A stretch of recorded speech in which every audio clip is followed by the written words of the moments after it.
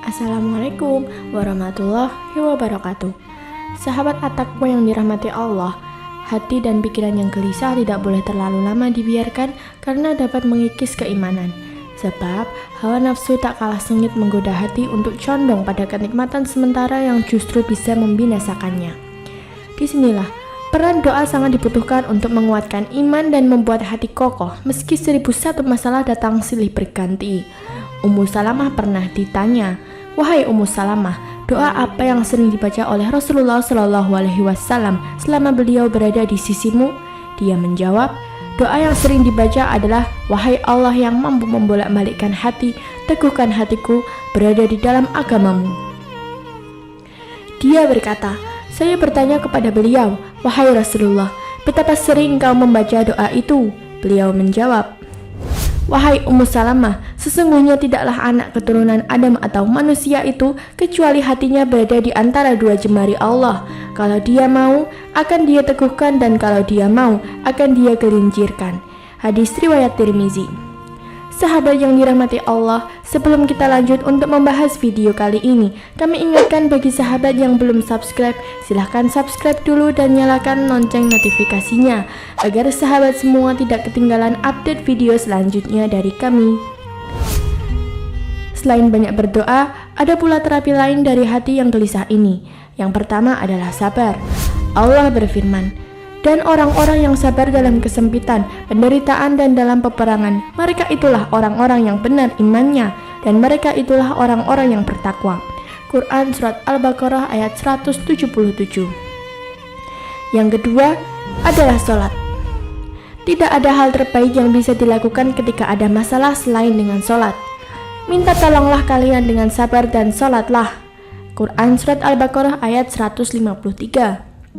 Yang ketiga adalah husnuzan pada Allah. Ingatlah bahwa setiap keputusan yang diberikan Allah adalah hal yang paling baik untuk kita. Mungkin kita menginginkan sesuatu, padahal buruk untuk kita. Maka dengan Allah menjauhkan kita dari keinginan tersebut, kita akan selamat. Hanya Allah yang tahu jalan terbaik bagi hambanya. Dari Abu Hurairah radhiyallahu anhu bahwa Nabi Shallallahu alaihi wasallam bersabda, Allah Ta'ala berfirman, "Aku tergantung persangkaan hambaku kepadaku." Yang keempat, berwudu. Jika hati dan pikiran tidak tenang, maka segeralah berwudu. Wudu akan membantu menyenangkan hati dan pikiran yang gelisah. Dari Atiyah As-Sa'diyah radhiyallahu anhu, Rasulullah Shallallahu alaihi wasallam bersabda, "Sesungguhnya amarah itu dari setan, dan setan diciptakan dari api.